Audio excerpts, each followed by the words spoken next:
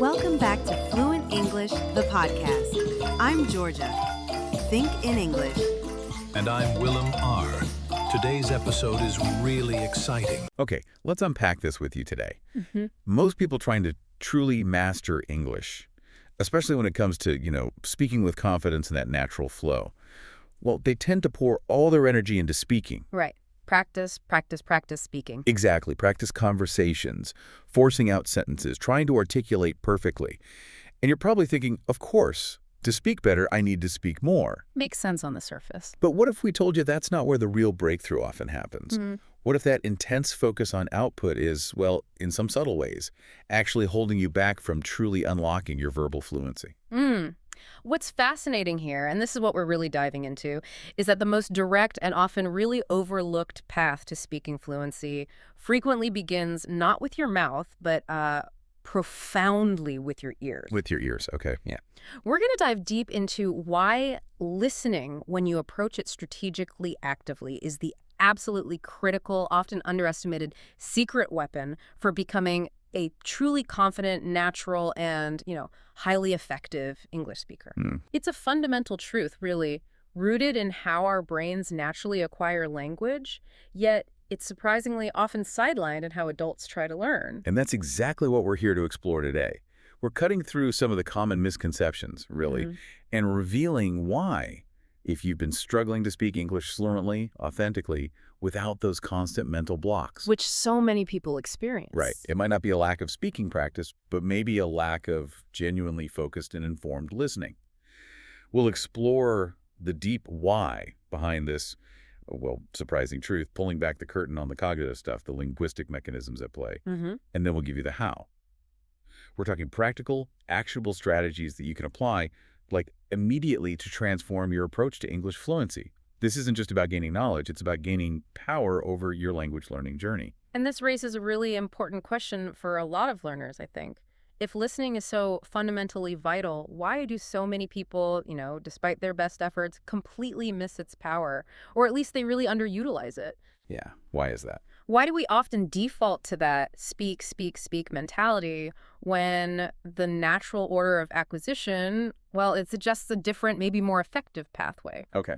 So today, we'll connect these dots for you, offering a clear roadmap that isn't just incredibly effective, but also it profoundly aligns with the natural, intuitive way human beings are just wired to acquire language. It's about optimizing your efforts, working with your brain's natural capabilities rather than kind of fruitlessly pushing against them. Working with the brain, not against it. Right. I like that. So let's start with what feels like a really simple, almost obvious observation, but it's one that we as adults tend to completely forget or just dismiss when we, start learning a new language. Okay. Think about a baby, any baby, learning their first language.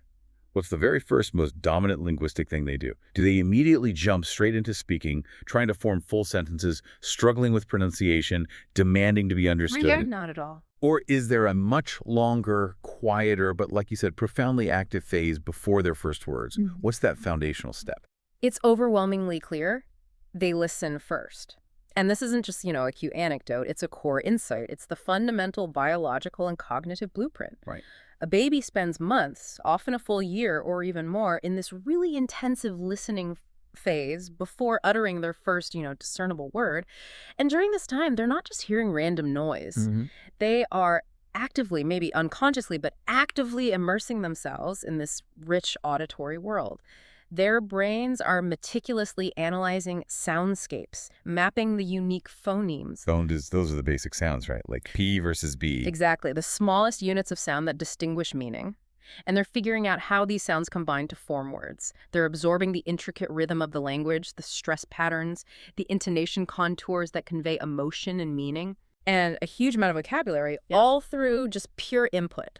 It's not passive. It's this intensely active process of, implicit statistical learning. The brain's recognizing patterns, making predictions about the language's structure. It's the natural, unconscious absorption of input before any real attempt at output. And that's such a critical truth that we adults, in our eagerness, maybe our impatience sometimes, we completely overlook it, don't we? You really do. We get so hung up on the pressure to produce language now, to speak perfectly from day one, that we end up skipping this absolutely crucial foundational step. It's like trying to run a marathon without ever having walked. That analogy. Or trying to bake a complex cake without first gathering and understanding your ingredients. We want instant results, but natural fluency, that true intuitive command of a language, it isn't about immediate forced output. It's about internalizing the language deeply first. Yeah. Letting the brain build this robust, comprehensive internal model, kind of like a child's brain does. Exactly. And this is where adult learners often get tripped up. They try to construct sentences from scratch, consciously applying grammar rules they've maybe memorized. Right, the textbook rules. But their ears haven't had nearly enough exposure to what actually sounds right or feels natural. True fluency, that effortless natural flow, it emerges when your brain is literally full of authentic, real-world language patterns. Patterns, not just rules. Right. And these patterns aren't just single words. They're chunks of language. Common phrases, idiomatic expressions, recurring grammatical structures that have been absorbed through tons of listening. This process builds strong neural pathways. It's a subconscious thing, advanced pattern recognition. Your brain is constantly hypothesizing, refining its understanding of the language's rules and conventions, not through explicit memorization, but through repeated, rich input. You're essentially giving your brain the vast, raw data it needs to implicitly build its own internal grammar and vocabulary system. And that system is far more complex and intuitive than any textbook could ever teach you. That distinction, explicit rule learning versus implicit pattern recognition, that feels so vital. It really explains why some people can, ace grammar tests, but then completely freeze up trying to hold a simple conversation. Absolutely. It's like knowing the blueprint of a house versus knowing how to actually live in it comfortably. Yeah, exactly. So here's where it gets really interesting for us as adult learners. If a baby's brain is like this super absorbent sponge just soaking everything in, what's happening on a deeper level when we as adults do that intense, focused listening in English? What's the cognitive mechanism? Well, if we connect this to the bigger picture, and this is a concept I think really clarifies the power of listening. Yeah. Think of it like filling your language bank. Language bank. Okay, I like that. Yeah. Every single word you hear, every natural phrase, every idiom, every nuanced intonation, every grammatically correct sentence structure you encounter, these are all deposits. Right. You're stocking your mental reserves with authentic, usable, contextually rich language. And it's not just about vocabulary, it's about accumulating this vast reservoir of language chunks, these common sequences of words that native speakers use automatically. So like, how are you isn't 3 words, it's one chunk. Exactly. Your brain banks how are you as one unit, not how plus are plus you. And when you have enough of these deposits, speaking stops being that really arduous struggle of trying to create English from thin air, painstakingly assembling words and rules. Right, which is exhausting. Totally. Instead, it becomes almost effortless. You simply withdraw the words, the phrases, the grammar patterns, the correct pronunciation you need directly from your well-stocked mental bank. You access these pre-existing native-like constructions rather than trying to build them from scratch every single time. That's such a brilliant, relatable analogy. It paints this vivid, almost tangible picture of what's happening inside. So it's less like being a meticulous engineer building each sentence piece by piece, and more like this fluid, almost instant retrieval, like you're saying, extensive listening, builds up this vast, super efficient database of correct, natural-sounding English that the brain just accesses on demand without conscious effort. Exactly right. And, beyond just the practical retrieval of language, this language bank provides huge psychological comfort and readiness for actually communicating. So. Well, when your brain is full of these real language patterns, the immense pressure to constantly create from scratch just diminishes significantly. You develop this deep sense of familiarity with how English sounds and functions, a robust gut feeling for what sounds natural and correct, even if you can't, explicitly state the grammar rule or the phonetic principle behind it. That intuitive sense. Precisely. And this dramatically reduces that pervasive anxiety and fear often associated with speaking a new language. It builds confidence. It frees up your precious mental space from overthinking every little word. And it allows you to focus on the actual message you want to convey, rather than constantly worrying about grammatical correctness, finding the right word, or sounding fluent. Wow. You've given your brain the best tools, and now it can do the heavy lifting for you. It makes speaking far less daunting and, honestly, far more enjoyable. Okay, so we've established that listening isn't just important, it's absolutely foundational. It's the genesis of speaking, mirroring how we naturally learn our first language. And crucially, it builds this incredible language bank in our minds. But let's get even more granular now. Okay. How exactly does this deep, active listening translate into tangible, concrete, measurable improvements in your ability to actually speak English effectively? Let's make this really practical for you listening, focusing on those specific building blocks of fluency that listening actively shapes and strengthens. Right. Well, one of the most immediate benefits, and often the first thing people notice, both in themselves and in others who prioritize listening, is a significant improvement in pronunciation and accent. Ah, okay. That makes sense. When you listen carefully and actively, your auditory system, maybe unconsciously at first, starts picking up on the subtleties of English sounds. Linguists call them phonemes, and their variations, allophones.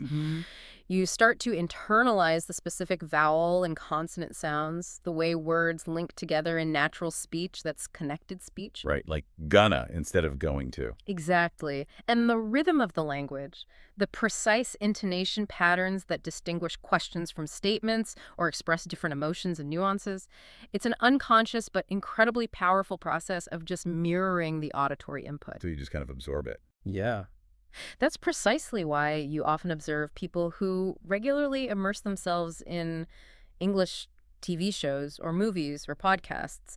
They start to speak with noticeably better rhythm, more natural intonation, clearer articulation. They're almost unconsciously mimicking the native speakers they're hearing. Right. They're not consciously studying phonetics charts. They're simply absorbing the correct sonic blueprint. So it's not just about getting individual sounds right, like the difference between ship and sheep, which can be tough. Yeah, definitely. But also the whole musicality of the language, the rise and fall, the stress, the way words kind of blend together smoothly. I've definitely heard that transformation where someone's accent just becomes subtly more natural, more comprehensible just from listening a lot. It's like their ear is diligently training their mouth, kind of bypassing the need for explicit instruction on every single sound. Precisely. And consider the profound impact of what we call prosody. That's the melody, rhythm, stress, and intonation of speech. Intonation, for instance, can completely change the meaning or intent of a sentence, even with the exact same words, like, you're going. With a rising tone is clearly a question, but you're going. With a falling tone states a fact, or maybe an observation. Big difference. Huge. Active listening trains your ear not only to recognize these critical nuances, but then over time to reproduce them. These complex patterns of stress and intonation are absorbed implicitly, not taught like a math formula. Okay. You're essentially downloading the entire song of English directly into your brain, including its harmony and tempo, and then learning to sing along, so to speak. This makes your speech sound far more natural, more engaging, and significantly easier for native speakers to understand. It cuts down on misunderstanding. Yeah. It's really the difference between, like, a robot reading words and a human speaking with genuine expression. And beyond just sounds, rhythms, accents, there's the whole universe of words and phrases. We all know memorized vocabulary lists can feel like, well, pushing a rock uphill sometimes. Learn them, forget them. Exactly. And often they don't even translate well into real conversation. So how does listening help us acquire vocabulary in a way that's actually useful, usable, and sticks in our memory for speaking? This is truly crucial, and it's where active listening just blows rote memorization out of the water. Listening teaches you not just the definition of words, but how words and phrases are actually used in real-life dynamic conversations. The context. The context, exactly. You don't just learn an isolated dictionary meaning. You absorb the context, the subtle nuance, the appropriate emotional weight, and critically, the common collocations words that naturally go together, like make a decision, not do a decision. Right. You grasp idioms, expressions like kick the bucket, where the meaning isn't obvious from the words themselves. Phrasal verbs like look up or give up. These are all elements that grammar books or simple vocab lists just can't fully convey. You hear how words connect to emotion and situation. Which register of language is right for the context, formal versus informal, and when to use expressions common in everyday speech. That deep contextual understanding is what makes your vocabulary truly usable. Can you give us a really clear example? Make that distinction even more vivid between just knowing the definition and knowing how to use it. Certainly. Let's take a basic word like happy, a dictionary tells you. Feeling or showing pleasure or contentment. Fine. But when you listen to native speakers, you'll hear a much richer spectrum. Okay. You might hear someone say they're over the moon for extreme, almost unbelievable happiness, or maybe ecstatic for intense joy. In British English, you might hear chuffed for a feeling of quiet satisfaction or pride. Ah, chuffed. For something less intense, someone might be pleased as punch. Each of these carries a different shade of meaning, a different degree or type of happiness, and they're used in specific nuanced contexts. Right. Hearing them repeatedly, naturally, in context, embeds them in your mind with their full meaning, both the dictionary sense and the practical use. This makes them readily available for you to retrieve and use appropriately, naturally when you speak. You build this rich, nuanced, truly expressive vocabulary, not just a list of synonyms. And for many of us, grammar. Oh boy. Grammar can feel like climbing Everest. Yeah. All those rules, the exceptions, conjugations, tenses, it can be incredibly intimidating. So the big question, can listening actually help with that too? Or is grammar strictly a study and memorize zone? Absolutely. Listening profoundly helps with grammar, and in a way that is far more intuitive, natural, and ultimately, I'd argue, more effective than just explicit rule memorization for most learners. Oh. Well, just like children, you pick up grammar and complex sentence structures without the tedious, explicit memorization of hundreds of rules. Your brain, through repeated exposure, starts to implicitly recognize patterns. It begins to develop an internal feel for what sounds right and what sounds wrong based on thousands, maybe millions of correct examples it's heard. So it just starts to click. Yeah. You internalize the correct word order, the right verb tenses, how clauses connect to make sophisticated sentences, the subtle agreement rules. Not because you've consciously applied a rule from a book, but because you've heard it used correctly so many times. This natural absorption makes constructing grammatically correct sentences feel intuitive rather than like a mental puzzle where you're constantly trying to recall some complex rule. This is implicit learning, and it's how native speakers get most of their grammar knowledge. So it's less about consciously thinking, okay, this situation needs past perfect continuous. So that's had plus been plus the ing form. That internal calculation. And more about, this just feels like the right, most natural way to say it here, because I've heard people say things like this in similar situations countless times before. It's a shift from analyzing to just retrieving. Precisely. Native speakers, for the most part, aren't consciously applying grammar rules when they chat. Their fluency comes from this intricate subconscious understanding of the language's syntax and morphology, built simply by being immersed in it for years. Active, expensive listening allows you, the learner, to mimic that process. You're building that same internal grammar engine, that intuitive sense of correctness. This allows you to produce grammatically sound sentences more effortlessly, with fewer hesitations, making your speech much more fluid and natural. Okay. Think about complex structures like conditionals. If I had known, I would have gone. Or relative clauses. The man who lives next door is a doctor. These are notoriously tricky to learn just from rules. Definitely. But through repeated exposure in natural contexts, your brain figures out the underlying patterns and makes them available for your own speech. So pronunciation, vocabulary in context, implicitly acquired grammar, that's already an incredibly powerful list of direct benefits that really improve speaking. But let me add one more that for many learners might be the most impactful. The secret sauce, maybe, that brings it all together and even lets you use those other skills. Yeah. Pure, unadulterated confidence. Yes. Confidence. The ability to speak without freezing up, without that crippling self-doubt, or just getting stuck in your own head. Indeed. This is a vital, often overlooked benefit that really underpins all aspects of fluency. When you listen extensively, consistently exposing yourself to the rich tapestry of the language, conversations stop feeling like this terrifying, unpredictable unknown. Yeah, that feeling is real. Totally. You start to recognize common phrases, expressions. You begin to anticipate how native speakers might phrase questions or respond to certain things. You develop this profound sense of familiarity with the natural flow, the rhythm, the common turns of dialogue. And this dramatically reduces the fear and anxiety often tied to speaking, that paralyzing feeling of, oh no, what do I say? Or I'm definitely going to make a mistake. It lessens significantly because your brain has this rich, accessible library of examples to draw upon. Like a safety net. Exactly. A psychological safety net.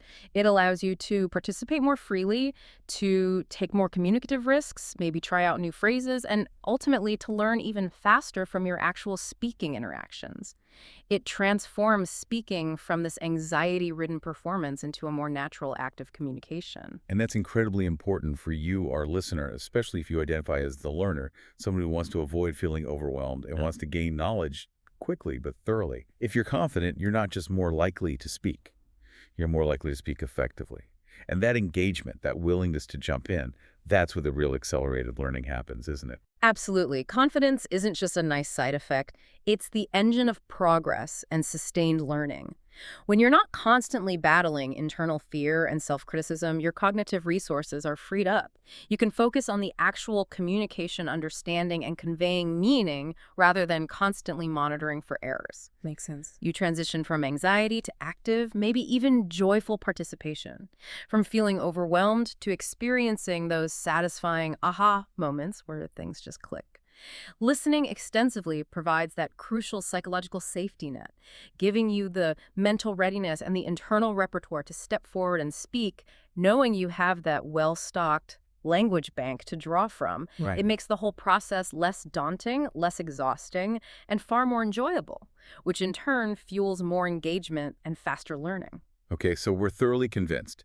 Listening isn't just useful, it's the absolute key, the foundation for fluency and confidence. Yeah. But here's the catch, and it's a big one. Many learners think they're listening effectively. They have English audio playing, maybe in the background while they work or commute. They're exposed to the language.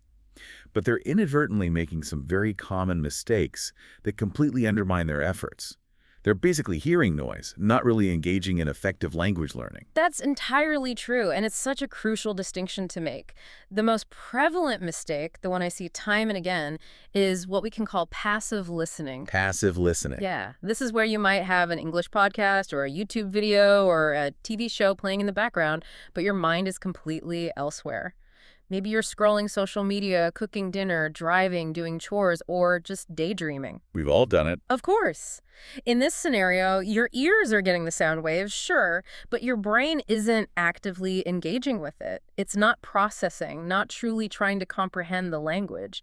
It's like having beautiful music playing while you're deep in a novel. You hear it, but you're not processing its structure or emotion. Right. If your mind isn't actively engaged, if you're not trying to understand the message, notice the patterns, predict what's next, you are simply not learning effectively. It's the critical difference between merely hearing the language and truly processing it at a cognitive level where learning actually happens. So just being exposed to the sound isn't enough. You have to be tuned in, consciously making an effort to grasp the meaning, the nuances, the context. Like having a textbook open, if you're just staring at the page without reading, you won't learn. The sound waves hitting the eardrum aren't enough on their own. Exactly.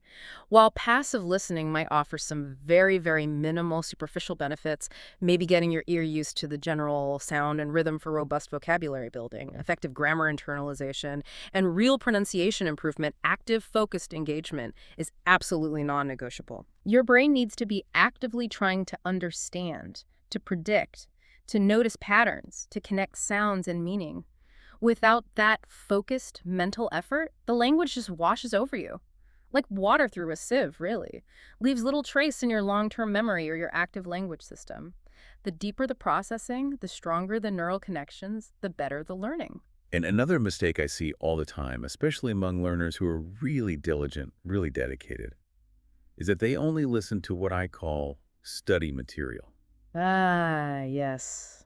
The study material trap. You know, those slow, perfectly enunciated grammar lessons or beginner recordings that are meticulously clear but sound nothing like real-life natural English. They're just too sterile. Exactly. And while those carefully crafted recordings certainly have their place, especially early on for foundational understanding, maybe understanding a specific grammar point, they can be deeply misleading and ultimately limiting if they're your only source or even your main source of listening practice. Why is that? Because real English, as spoken by native speakers every day, is inherently fast. It's emotional. It's packed with everyday slang, contractions like gonna, wanna, reduced speech, where sounds get softened or dropped entirely. Really what you doing? Exactly. And authentic, natural expressions. Native speakers don't always pronounce every single sound perfectly. They don't always speak in isolated, grammatically pristine sentences. You need to train your ears for the real deal, the natural flow, the hesitations, the ums and the filler words or, the overlapping speech, the rapid pace. Yeah. Not just the sanitized laboratory version. Right. That's where true preparedness comes from. It allows you to actually understand different people, adapt to the unpredictable nature of real conversation, and avoid those jarring aha moments of complete confusion when you finally encounter genuine native speech. So if your ultimate goal is to have those aha moments in actual spontaneous conversations, to genuinely connect with native speakers, to understand movies or podcasts without feeling totally lost, then you absolutely have to expose yourself to English as it's actually spoken, not just as it's neatly taught in a textbook recording. Precisely. It's about consciously bridging that gap, which can be huge, between the classroom and the complex, messy, but beautiful reality of spoken English in the real world. Couldn't agree more. If you only listen to that carefully crafted, slow, super clear stuff, you'll constantly find yourself surprised, overwhelmed, maybe even frustrated when you hear real native speech. Your brain needs to be rigorously trained to decode fast, natural language with all its complexities, including regional accents, rapid-fire dialogue. So it needs that workout. It needs the workout. This doesn't mean you should only listen to advanced, super fast stuff from day one. Of course not. But a healthy, intentional balance that includes authentic content is absolutely essential for comprehensive growth. It builds your resilience, hones your auditory processing skills, and crucially, prevents you from feeling overwhelmed when the real conversation starts. It lets you participate confidently. Okay, so we know why listening is so critically important, and we've pinpointed what not to do. Avoid that passive background noise trap, and don't limit yourself only to sterile study material. Now, this is where we get really practical. Good. Let's give you a clear, actionable, step-by-step strategy. A roadmap you can actually follow to make your listening truly effective and dramatically supercharge your English-speaking abilities, starting, well, right now. Excellent. The first step, and honestly this is crucial for motivation and long-term success, is to choose engaging material. Engaging material. Okay. If the content you're listening to doesn't genuinely interest you, it's incredibly hard to maintain that active engagement we talked about. Motivation is the fuel. So if you absolutely love sports, dive into sports podcasts, interviews with athletes, live commentary. Right. If you're passionate about movies, watch behind-the-scenes stuff, actor interviews, documentaries about filmmaking. If you enjoy cooking, find English cooking shows, food blogs, whatever. When the content genuinely excites you, your brain is far more receptive, your attention is naturally sustained, and your motivation stays high. You just process information better when you're curious about it. So this isn't just about finding any English content. It's finding English content that you would already choose to consume in your own native language because you're genuinely interested in the topic, the story, the person. That's the key. That way, listening in English feels less like a chore, less like homework, and more like an enjoyable, enriching part of your day. It just slots into your life more easily. Exactly. The goal is to integrate English listening into your life in a way that feels natural, rewarding, enjoyable. You're basically leveraging your existing passions to fuel your language learning. It makes the whole process way more sustainable, more fun, and ultimately far more effective. Your brain focuses better on stuff it finds relevant and interesting. Okay, step 1. Choose engaging material. Yeah. Step 2 builds right on that. It takes that enjoyment and turns it into intentional learning. Practice active listening. This isn't just letting the words wash over you. No, definitely not. It's about deep, focused engagement. Don't just hear the words, actively work with them on multiple levels. This means consciously focusing on comprehension, try to get the main idea first, then maybe listen again for specific details. Right. If you hear new or interesting words or phrases, pause the audio, maybe repeat them mentally or even out loud. If a sentence is tricky, pause, try to process its structure. Mimic the speaker's intonation and rhythm, try to sound like them. Mimic them. Yeah. And a really powerful technique here, often used in professional language training, is shadowing. Shadowing. What's that exactly? Shadowing is where you speak along with the speaker, almost simultaneously. You try to match their pace, their intonation, their pronunciation, their phrasing as closely as you possibly can in real time. Wow, okay. So you're listening and speaking at the same time. Pretty much. It creates this direct neurological link between what you hear and how you produce sound. It builds both your auditory comprehension and your speaking muscle memory simultaneously. So shadowing is almost like a physical rehearsal for speaking, but it's completely driven by the listening input. It links the hearing directly to the motor skills of speech. That's actually really clever, training the mouth and brain together. It absolutely is. Shadowing dramatically speeds up the integration of correct pronunciation, natural rhythm, authentic intonation into your own speech patterns. It often bypasses some of those conscious analytical steps that can slow down fluency.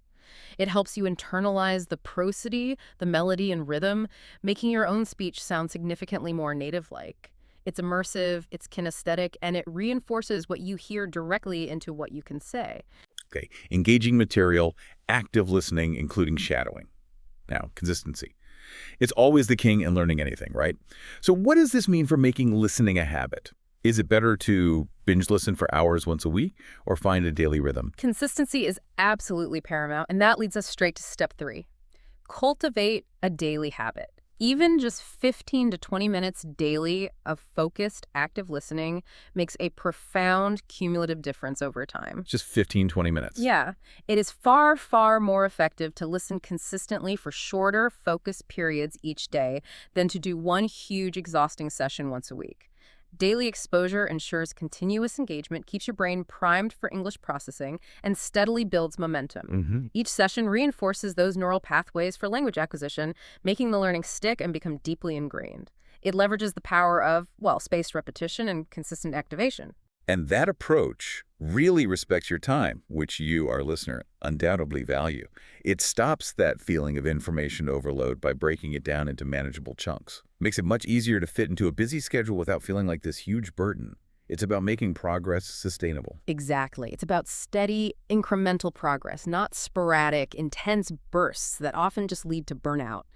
Daily consistency is the quiet secret to gradual yet powerful transformation in your listening and consequently your speaking skills. It's like that idea that small, consistent actions compound into massive results over time.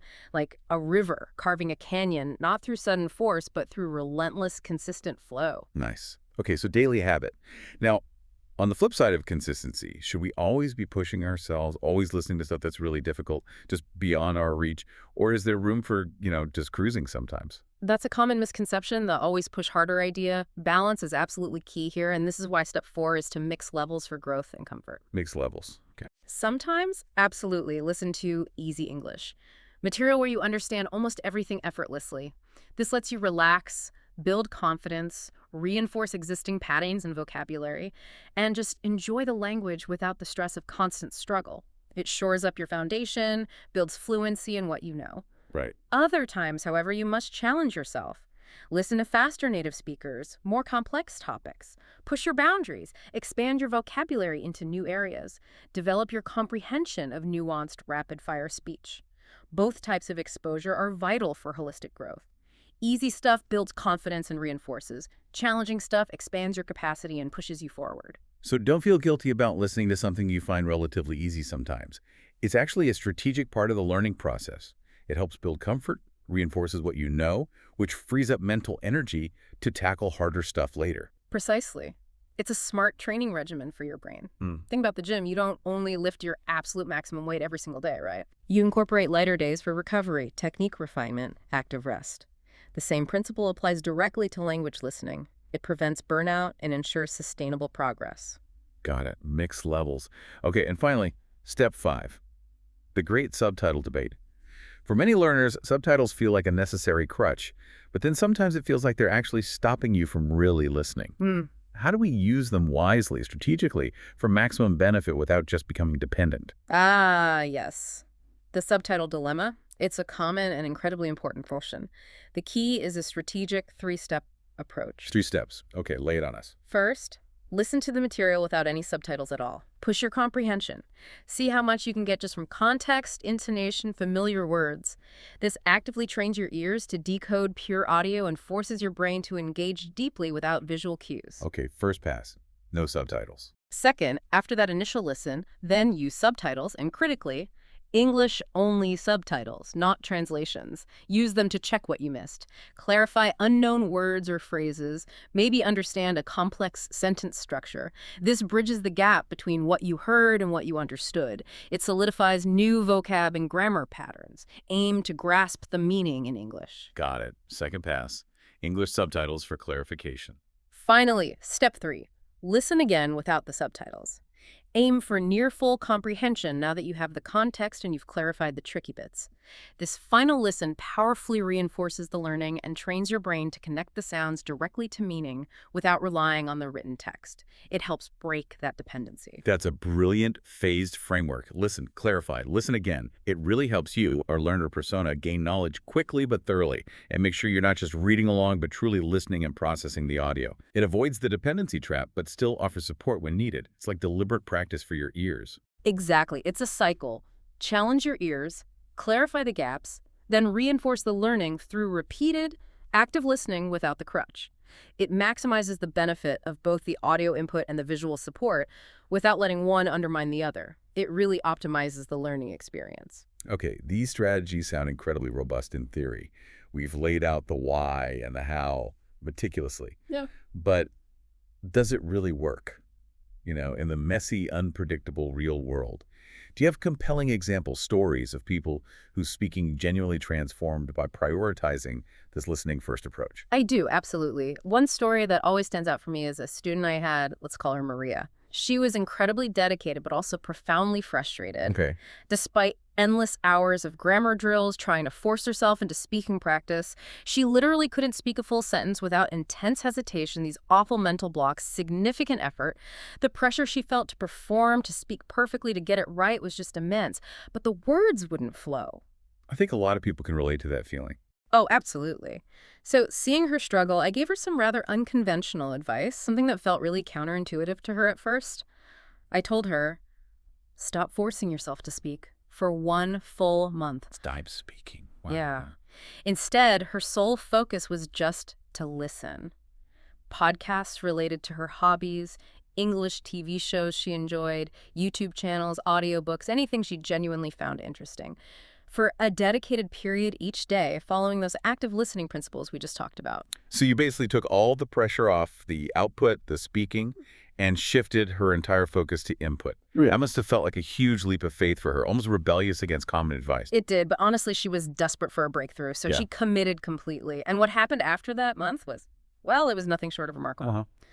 Her speaking became noticeably, remarkably more natural. It wasn't perfect overnight, of course, fluency is a journey. But the drastic difference was undeniable. Her brain, simply by being inundated with this huge quantity of authentic, contextualized English, had become full of natural examples, common phrases, correct patterns. The language bank was full. Exactly. The words and structures she needed were no longer things she had to consciously construct from abstract rules. They were available for fluid retrieval. It was this tangible, profound shift from constant struggle and mental effort to a surprising, almost effortless flow. She moved from laboriously thinking about the language to intuitively using it. That's a powerful transformation. It really highlights that trust the process idea we discussed. Understanding that the brain needs ample time and quality input to internalize patterns before it can effectively, spontaneously produce language. It's not about brute force. It's about smart, consistent, targeted input, trusting the brain's incredible capacity for implicit learning. Absolutely. And, I experienced the very same thing myself while learning Spanish. Initially, speaking felt like this monumental effort, just an arduous, mentally draining process. Translated in my head, trying to recall grammar rules, constantly searching for words. It was slow, frustrating, often embarrassing.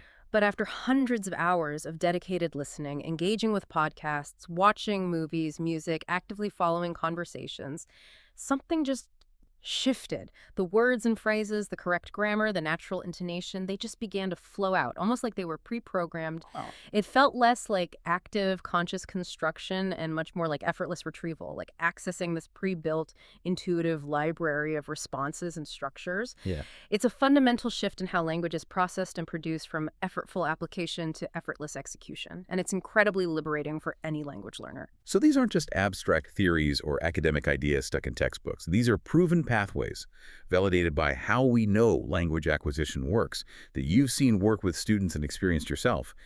It's a real testament to the quiet, often underestimated power of consistent, active listening. It truly is. It's a powerful reminder that language acquisition, even for us adults, still retains many characteristics of that natural childlike learning. We often overcomplicate it, I think, with an excessive, maybe premature focus on explicit rules and immediate, perfect production, when sometimes the most effective, most natural, and ultimately most rewarding path is to simply give yourself permission to immerse, absorb, and trust your brain's incredible capacity to learn implicitly from rich, consistent input. So what does this all boil down to for you, our dedicated listener? If you genuinely want to speak better English, not just a little better, but genuinely more fluently, more confidently, more naturally, with a deeper feel for its nuances, the most effective, and often actually the fastest starting point, is to simply, but profoundly, listen better. Your ears are, in fact, your most profound, most powerful, and often most underestimated teachers. And always, always remember that baby analogy. Don't stress yourself out about speaking perfectly right away or forcing output when you feel unprepared. Give yourself permission to dedicate substantial, focused time to listening first. Trust the process. Trust the process. Your brain is an incredible, sophisticated pattern recognition machine. It will connect the dots between the sounds you hear and the intricate structures of the language. It will build that robust internal model, that rich language bank, if you just provide it with enough consistent, high-quality, engaging input.